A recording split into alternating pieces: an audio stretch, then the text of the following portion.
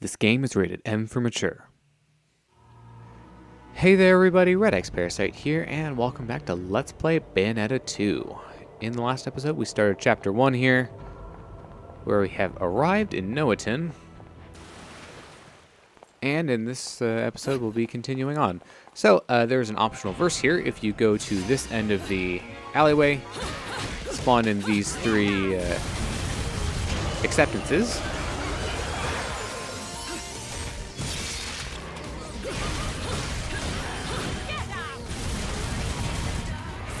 So, they're not too threatening.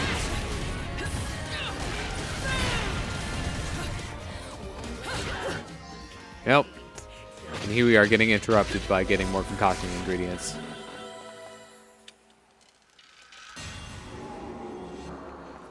So, not too difficult of a chapter, but is possible to miss that.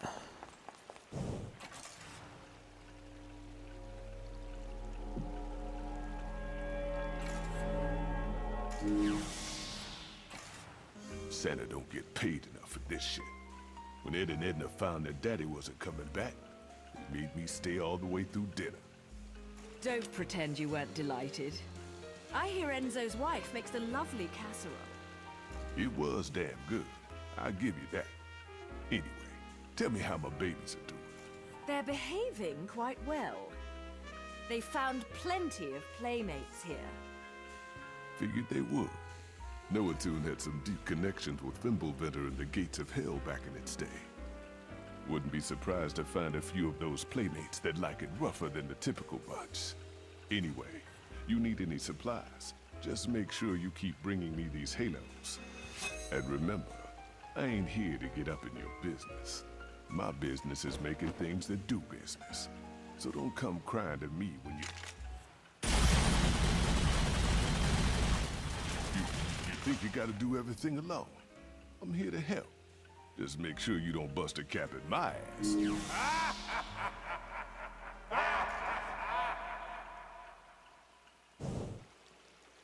Alright, so, as with the first game, we now have access to the shop that Rodan runs, called the Gates of Hell, where you can buy an assortment of goods.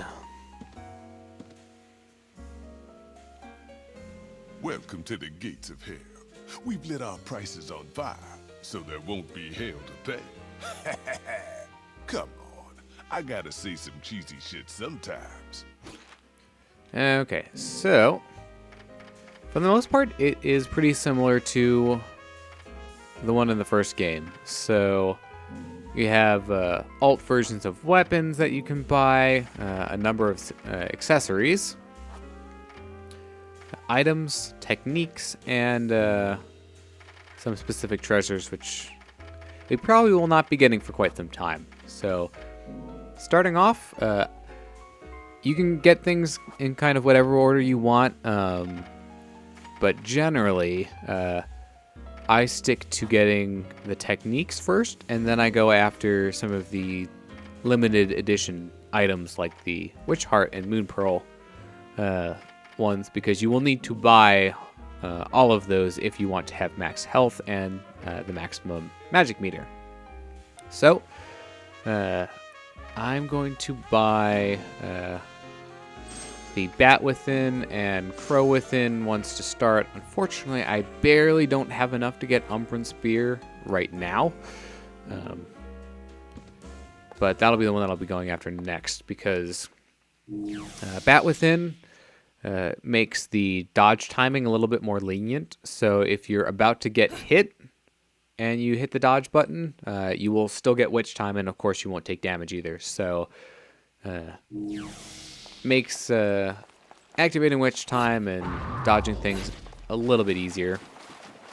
And then the Crow allows you to fly farther distances, and you also have to have the Crow ability to purchase the Umbran Spear, which is one of the more useful abilities in the game, because it essentially lets you teleport to whichever enemy you're targeting. So that can be useful in terms of keeping combos going. And this is some sudden changes in geography. for no apparent visual reason until right then.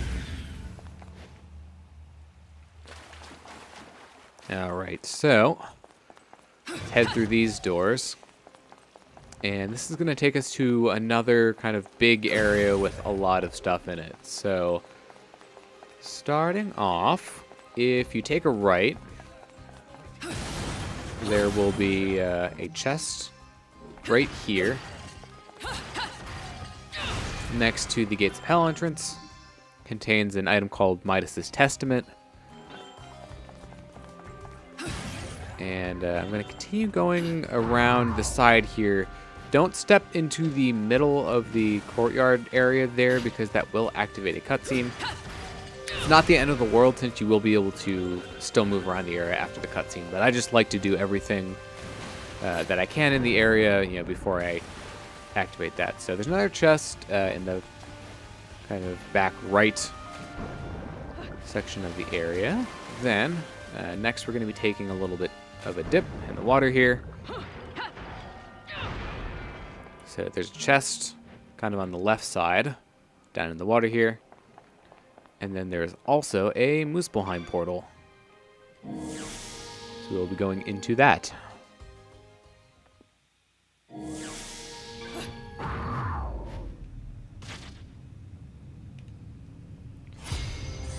Okay, so this is a new one, I think, for this game. So in order to... we have a timer, so that's kind of the same as the other time ones, but in this case, when we defeat enemies, it'll add time onto the timer.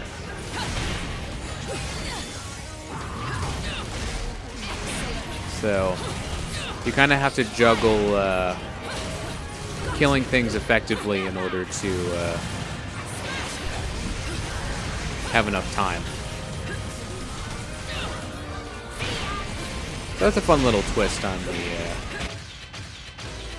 standard timer challenge. Fortunately, I did get hit once there, so that will count against me. So yeah, I would have gotten a pure platinum on that if I had not gotten hit. So we completed our first witch heart there, so that's going to expand our health. Something which we definitely need more of at this point, since we only start with, I think it's half a bar. Might actually be a little bit less than half a bar, so definitely want to get more health. So, now that we've done that, there's one final thing for us to get in this area, and that is a resting place off to the left of where you enter.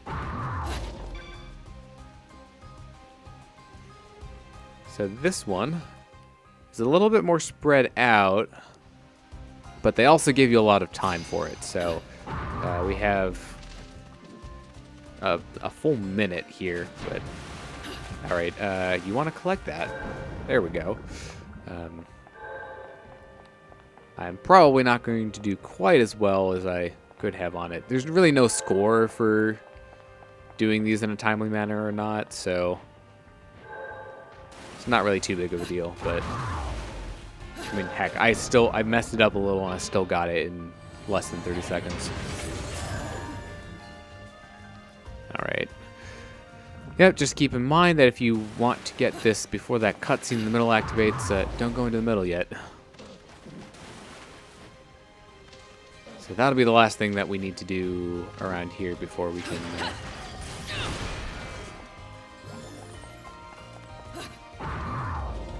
head in the middle for verse 6.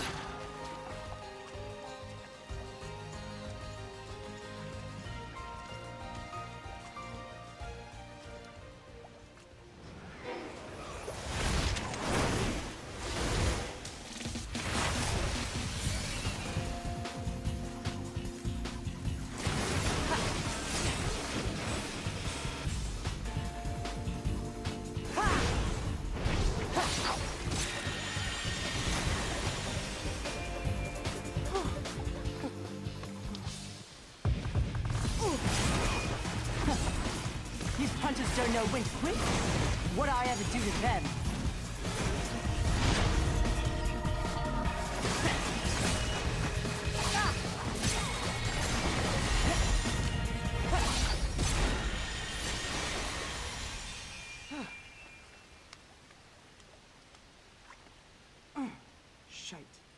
I'm never going to reach Fimbulventer at this rate. Well, at least it won't be a boring trip.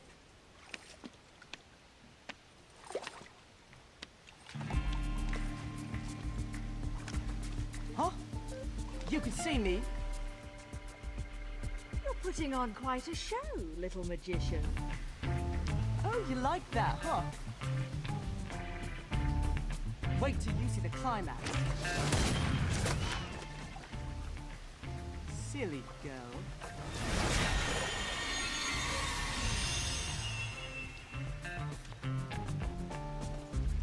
You'll have to do better than that to earn a tip, my dear. Who the hell are you? I'm just an innocent little girl lost in Wonderland, suffering at the hands of the Queen's trumped-up troops. Cute one, huh? Enough riddles. How can you see me? Because we're both in Purgatorio, you see it. Purgatorio? So, are we heading to Fimbulventer on a shopping trip for Mummy, little one? Maybe. But she told me never to talk to strangers. Stay out of my way, or I'll make sure you never get in it again. Ooh, scary. Off with their heads, eh?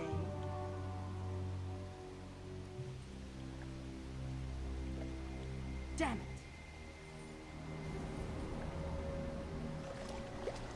They must have heard me.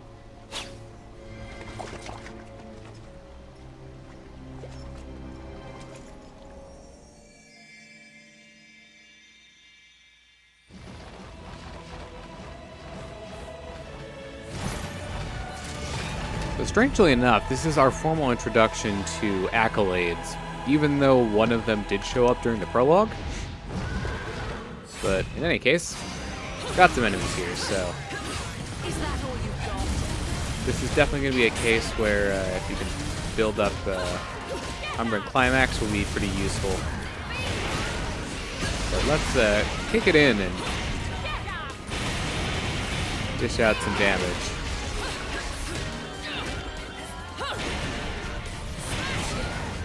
So I believe there will be more than one round of enemies here.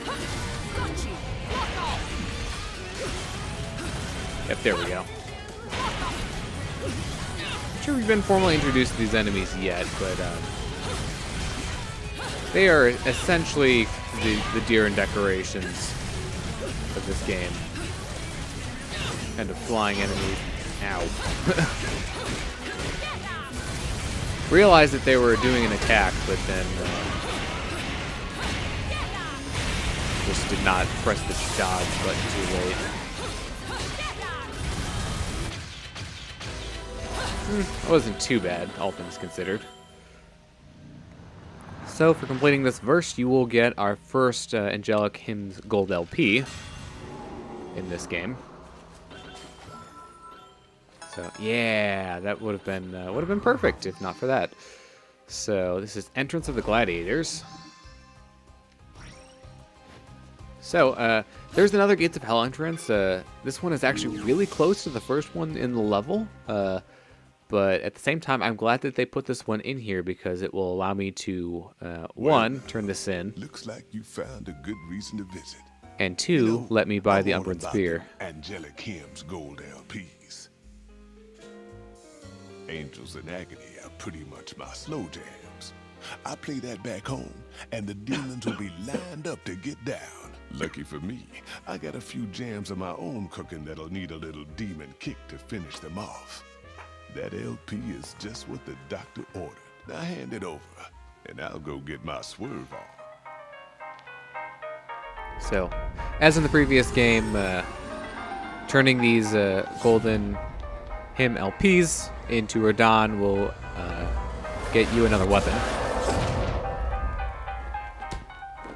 Circus music intensifies. This motherfucker did not want to listen to reason, but it's all good, 'cause neither did I. Put him to work.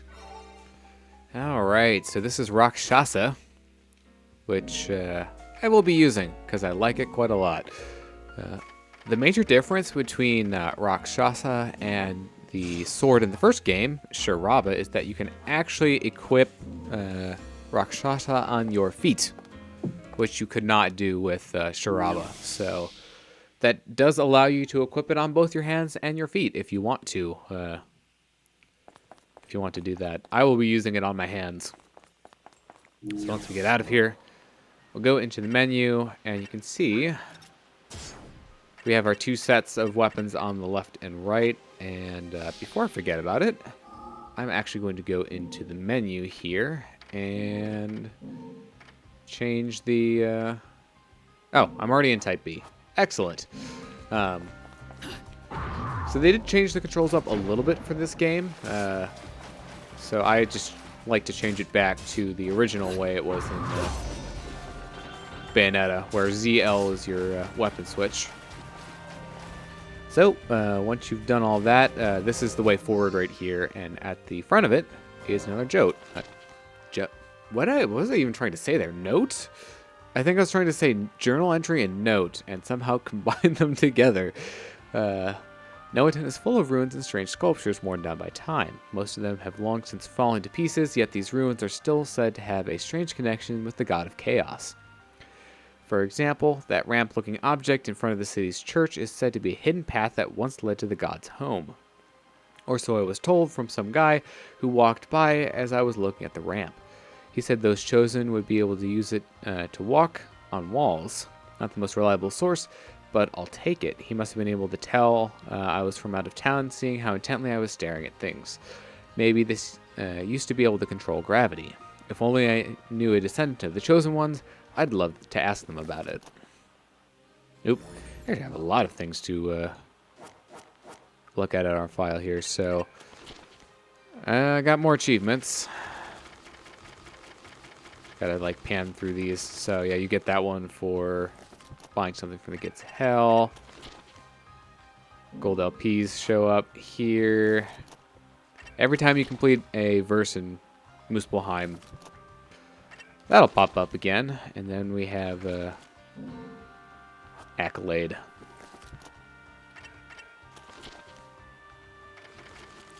Well, that's fun. Mictlantechutli. That is very hard to pronounce. Alright, so once you pick that up, we can head to the side of the church.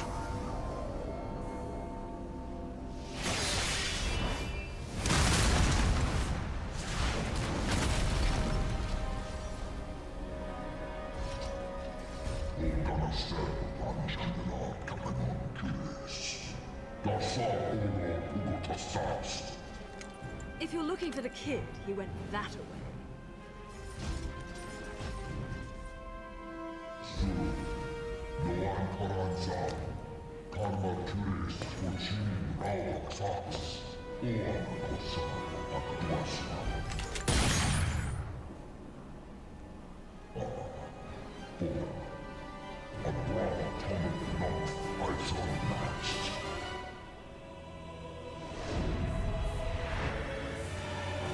We have ourselves a mini-boss here. This is Valiance.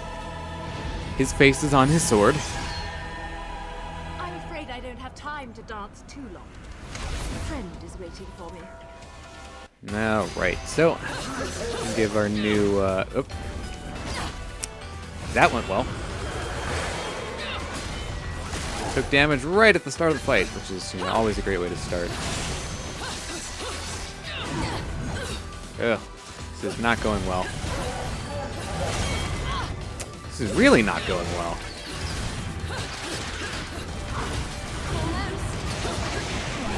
Alright, well, let's try to get some revenge on him. One thing that I think, I'm not sure if the game tells you about this or not, but you do actually recover health while in Umbran Climax, so that can be one way for you to restore HP. Yep. So if you do enough damage to him, you will stun him and make him drop the sword. So if you attack that, it'll get you some free points. Ah! Got hit by that again. This is like really not a great fight.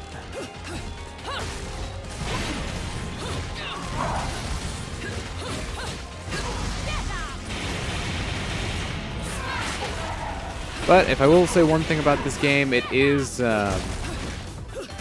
easier than Bayonetta 1. Enemies drop health a lot more frequently in this game compared to Bayonetta 1, so...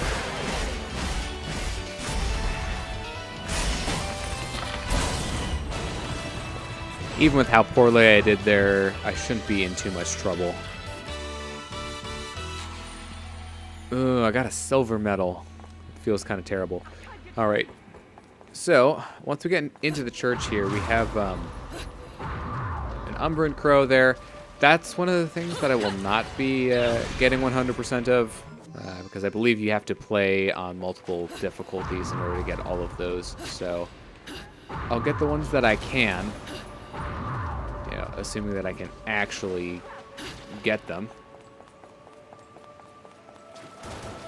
Okay, this one is a bit more finicky. There we go. Alright, well, I think this will probably be a good place to end it off this episode. So, thank you very much for watching. I've been redxparasite, signing out.